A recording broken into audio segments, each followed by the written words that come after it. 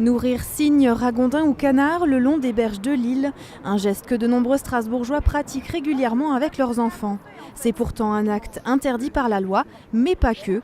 Accoutumance à la présence humaine, propagation des maladies, déséquilibre de la population, le nourrissage de la faune sauvage en milieu urbain peut engendrer de nombreuses perturbations. Dernier exemple en date, une trentaine de cadavres de cygnes avaient été retrouvés à Erstein. Les analyses ont révélé la présence d'une bactérie mortelle et très contagieuse. La ville de Strasbourg et la Ligue pour la protection des oiseaux ont donc décidé de prendre le problème à bras-le-corps en sensibilisant la population.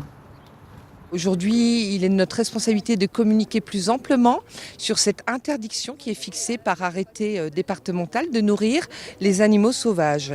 Et surtout le pain est très néfaste pour les cygnes, ça ne fait pas partie de leur régime alimentaire et ça les rend extrêmement malades. Le pain n'est pas non plus bon pour les canards. Le pain n'est pas non plus bon pour les ragondins. Le ragondin est un herbivore. Donc il faut arrêter ce nourrissage et communiquer plus amplement. Nous avons déjà à Strasbourg un certain nombre de panneaux, mais ceux-ci ne sont peut-être pas suffisamment explicites. Donc nous allons travailler une meilleure communication en lien donc avec la Ligue de protection des oiseaux. Suite à l'arrêt de l'utilisation des produits phytosanitaires par les agents de la ville de Strasbourg depuis 2008, les berges de l'île ont retrouvé une biodiversité importante. Le nombre de gens nourrissant la faune sauvage a malheureusement lui aussi augmenté.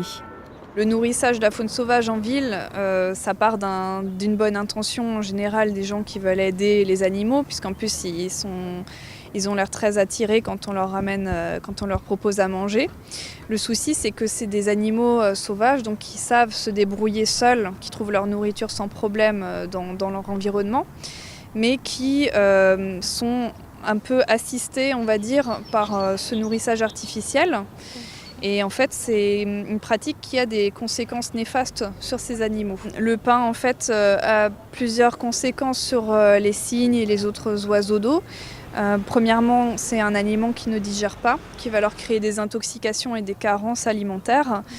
Surtout chez les jeunes individus en pleine croissance, ils vont développer des déformations, notamment une maladie qui s'appelle les ailes d'ange, qui va déformer les ailes et qui les empêcheront de voler de toute leur vie.